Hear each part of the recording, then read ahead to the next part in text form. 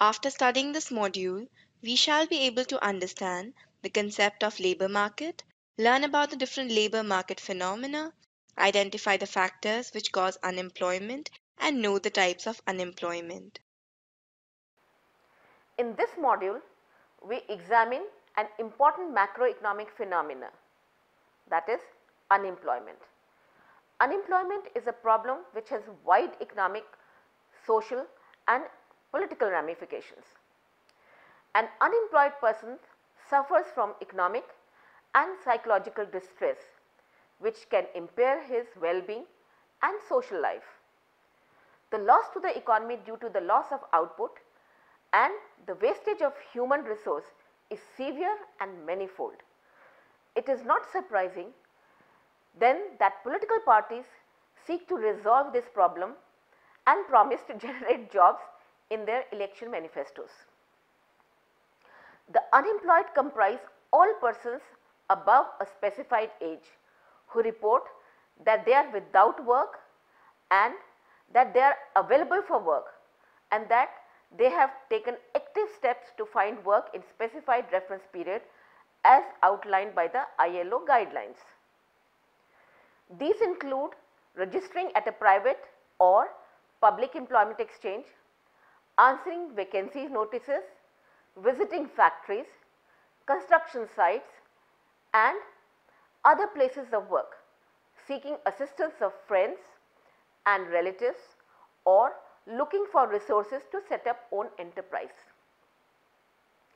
In an economy where unemployment is low, the workers are better off as they can negotiate a high wage for themselves.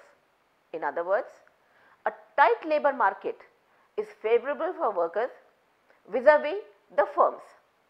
However, when unemployment is high, workers are worse off as unemployed workers face a lower possibility of finding a job and employed workers have a higher probability of losing their jobs.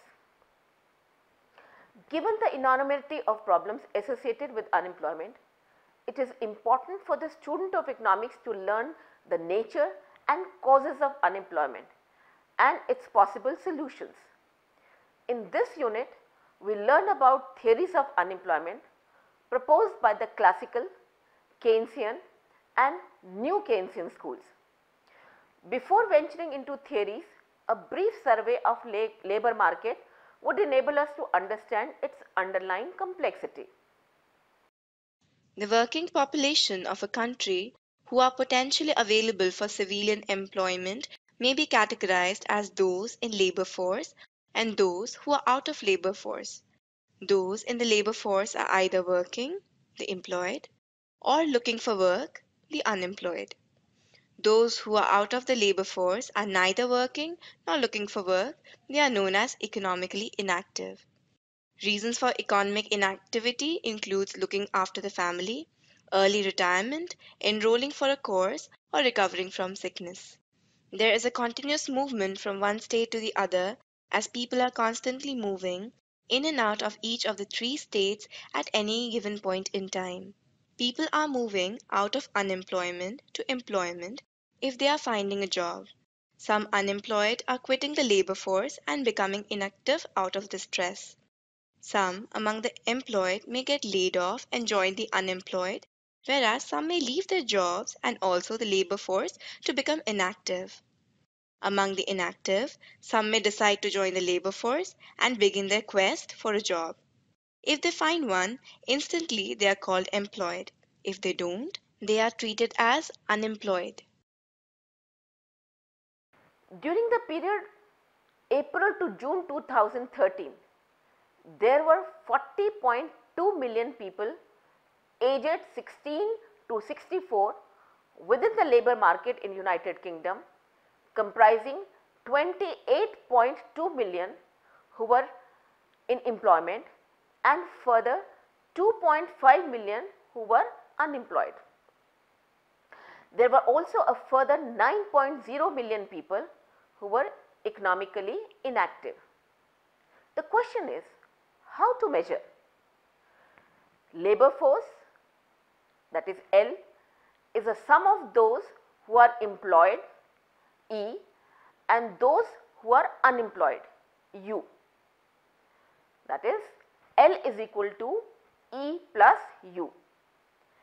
The labor force participation rate is the ratio of labor force to population in percentage. LFPR is equal to L upon working age population multiplied by 100. The workforce population rate is the ratio of employment to the labor force, again in percentage. WFPR is equal to E upon L into 100. Unemployment rate is the ratio of unemployed to the labor force in percentage. U is equal to U upon L into 100. The labor market is always in a state of flux. At any given point in time, within the labor force, some among the employed are getting laid off and some among the unemployed are getting hired. Those who remain unemployed for a long period may decide to leave the labor force out of distress. They are, in effect, discouraged workers who may be out of labor force but are likely to accept a job if it is offered to them. Some may decide to leave the labor force out of choice. For example, an IT professional may take a break to pursue her MBA. Among those who are out of labor force, some may decide to start looking for jobs and join the stream of unemployed, and if some of them are fortunate enough to get hired instantly, they are counted as employed. A given unemployment rate may reflect an active labor force with many workers entering and exiting unemployment, or it may reflect a dormant labor market with few hires and separations. Also, if people are leaving the labor force by choice or out of distress, it would lead to a fall in unemployment, even though there is no improvement in the labor market. One has to analyze the data on the movement of workers in order to understand which of these situations depicts a given unemployment rate. Let us understand the flow of people in and out of the labor force and within it with the help of an illustration using data from United Kingdom. Figure 2 depicts the flow between employment, unemployment and inactivity in United Kingdom. Between quarter 1 and quarter 2 of 2013, examine figure 2 carefully. Between the first and the second quarter of 2013, in the working age group from 16 to 64 years, 27.8 million people stayed employed, 5.1 million remained unemployed and 8.0 million remained inactive. Looking at the flows of people moving from one state to another and comparing quarter 1 2013 to quarter 2 2013, one finds that the net flow into employment for unemployment was 141,000 as more people moved from unemployment to employment. That is 545,000 than in opposite direction 404,000.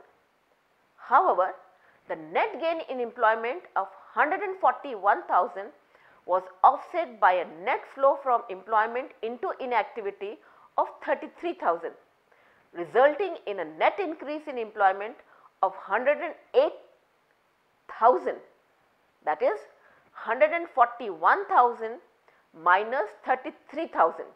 The net loss in unemployment of 141,000 due to the flow to employment was offset by a net flow into unemployment from inactivity of 125,000, resulting in a net decrease in unemployment of 16,000, that is 125,000 minus 141,000. In this example, it is evident that though people move in and out of 3 states at any given point in time, a general pattern emerges from the net flows. The net flow from inactivity into unemployment is generally positive when people who were earlier not looking for work start looking for a job. For example, all those who turned 16 or completed their full-time education join the labor force for the first time as new workers. There is a net flow from unemployment to employment as people in the labor force find jobs when economic conditions are normal. Finally, there is a movement from employment to inactivity as some people retire whereas others may decide to leave the labor force to look after their family, complete their education or to recover from ill health.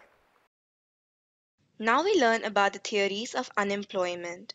First, we look at the classical theory which assumes full wage price flexibility. Second, we discuss the Keynesian theory which assumes wage price rigidity.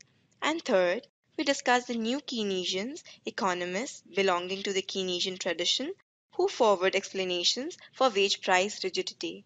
The classical theory assumes that markets are perfectly competitive, expectations are rational, wages and prices are completely flexible, forces of supply and demand determine the equilibrium which is at full employment. The labor market determines the demand and supply of labor, where the participants are firms who demand labor in exchange for wages and workers who supply labor in exchange for wages. In this model, the equilibrium between the forces of labor and demand and labor supply determines the real wage and employment. The real wage matters because the worker is concerned more about the purchasing power of wage he receives than its nominal value. Suppose the nominal value wage W is rupees 10 and the price level P is 2, then the real wage W divided by P is 5. If nominal wage rises to 20 and price level P is 4, then the real wage remains the same and the worker is able to afford the same amount of goods and services as before. The firm's demand for labor is derived from the demand for the firm's output and therefore it is called a derived demand. If demand for firm's output increases, the firm would hire more labor. The marginal product of labor, that is MPL, is the extra output produced by the firm by hiring one more unit of labor. Production functions exhibit diminishing marginal returns, implying that by keeping capital constant, if more labor is hired, the marginal product of labor diminishes. Under conditions of perfect competition, profit maximizing firms will hire workers till marginal revenue product, that is MPL into P, is equal to the cost of hiring an additional unit of labor, W, or till MPL becomes equal to real wage. Thus, the marginal product curve of labor constitutes the firm's labor demand curve. Labor demand is inversely related to the real wage, implying that as real wage falls, the demand for labor by the firms would go up. The labor supply curve is generally upward sloping and positively related to real wage. The labor supply curve is derived from the trade-off between work and leisure. Working more hours in a day would mean sacrificing leisure, but at the same time, there is an opportunity to earn more. If wages rise relative to prices, the real wage would rise and the worker would be keen to supply more labor. In the labor market, the equilibrium between the forces of labor demand and labor supply determines the real wage and employment. Labor demand is inversely related to the real wage, implying that as real wage falls, the demand for labor by the firms would go up. The labor supply is positively related to the real wage, implying that as real wage increases, more of number of laborers are willing to provide the labor. The diagram shows the demand curve intersecting the supply curve at point E, with W by P star as a real wage and N star as the equilibrium employment. If for some reason real wage is more than the equilibrium real wage, that is W by P dash is greater than W by P star, there is an excess supply of labor at the new wage resulting in unemployment at N dash. This will put a pressure on W by P to fall, reducing the excess supply so that equilibrium is restored at E at full employment.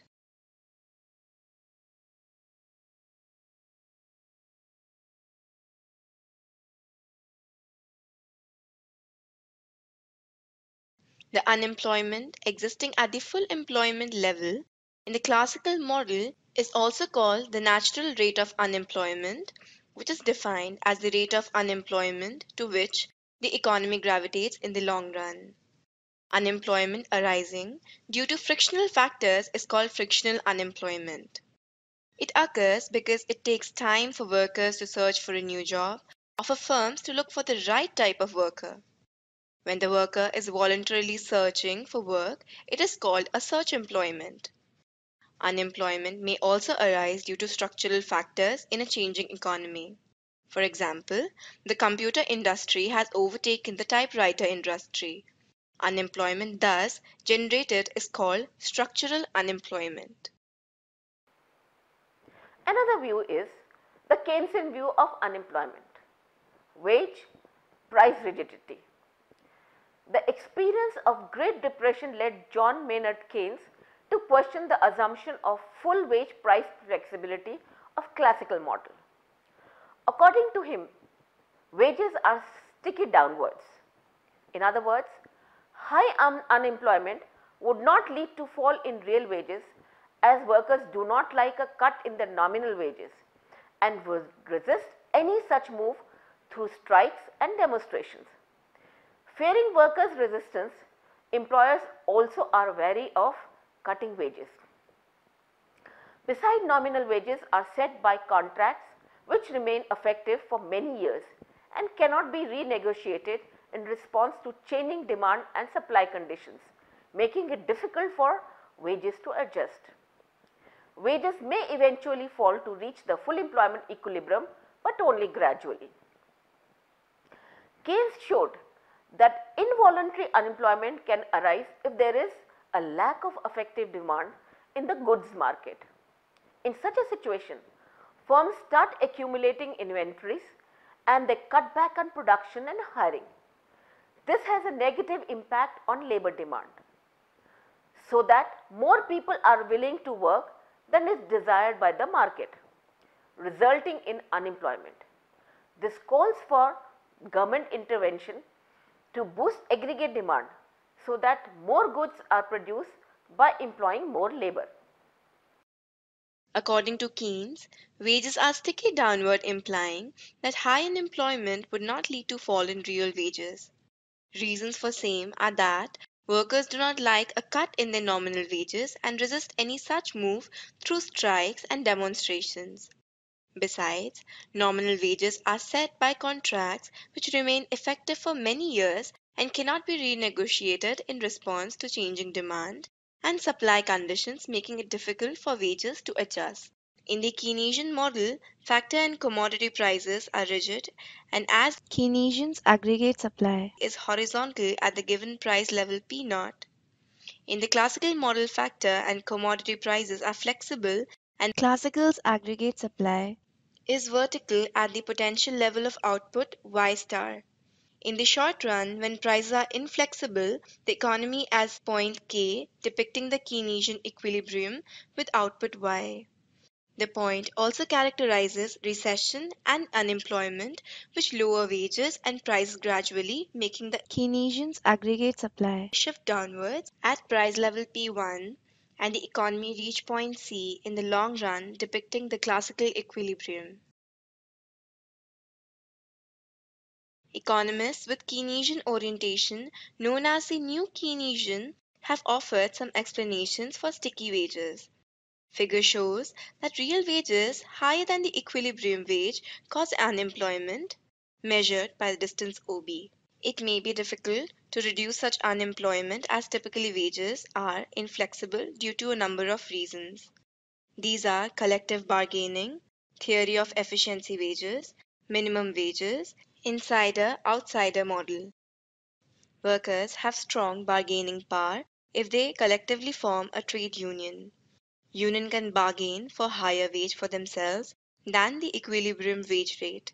This makes some workers unemployed, but rest of them can get a better wage and good working condition. Theory of efficiency wages explore how paying high wages make workers more efficient. The firm pays a high real wage so that the worker is motivated. It also reduces labor turnover. This substantially reduces the firm's hiring and training costs. A higher than normal wage makes worker self-supervise his work efficiently. This also reduces supervision costs. The minimum wage laws protect the workers against exploitation by firms. Employers are required to pay legally binding minimum wages to certain category of workers who are often the less skilled or work in the informal sector. In the insider outsider model, insiders are those who work with the firms and outsiders are those who are unemployed. Insiders are always better placed to negotiate the firms on matters of remuneration and job contracts. The firm also favors the insiders and pay them a high wage to avoid expenditure on hiring and training new entrants or the outsiders. The classical theory depicts full employment, whereas the Keynesian theory justifies the existence of situation of less than full employment. It is natural to ask which of the two is more acceptable and realistic in describing an economy. Even though the classical and Keynesian views are on the opposite end of spectrum, the contemporary analysis brings together a classical Keynesian synthesis. The Keynesian view of wage price stickiness is realistic as it explains the existence of involuntary unemployment. It is better suited to depict the short-run equilibrium, a time space when contracts cannot be negotiated. However, over a long time frame, when contracts can be reworked, the flexibility of wages and prices return and the economy approaches the long run depicting the full employment equilibrium of classical model. In the Keynesian model, factor and commodity prices are rigid, and as the ASK is horizontal at the given price level P naught. In the classical model, factor and commodity prices are flexible, and the ASC is vertical at the potential level of output Y star. In the short run, when prices are inflexible, the economy as point K, depicting the Keynesian equilibrium with output Y. The point also characterizes recession and unemployment, which lower wages and prices gradually, making the ASK shift downwards at price level P1 and the economy reach point C in the long run, depicting the classical equilibrium.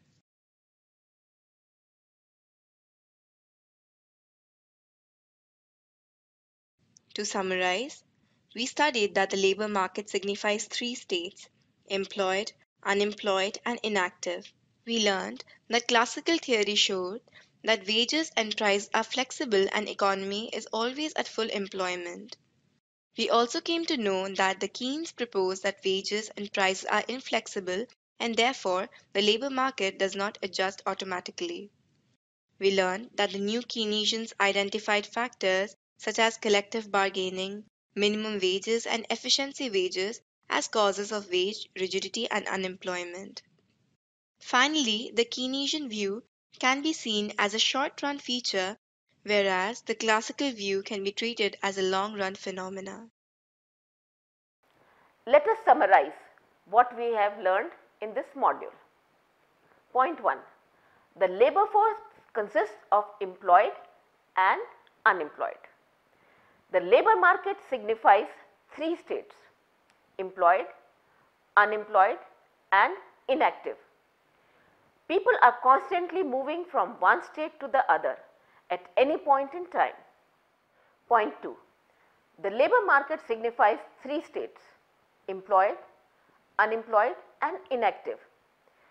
People are constantly moving from one state to the other at any point in time. Point 3. Classical theory proposes that wages and prices are flexible and economy is always at full employment. Unemployment arises due to structural or frictional factors. Point 4. Keynes proposed that wages and prices are inflexible and therefore the labour market does not adjust automatically.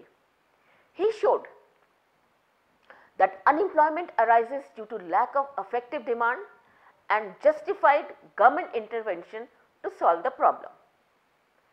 Point 5. The Keynesians owe their allegiance to Keynesian view.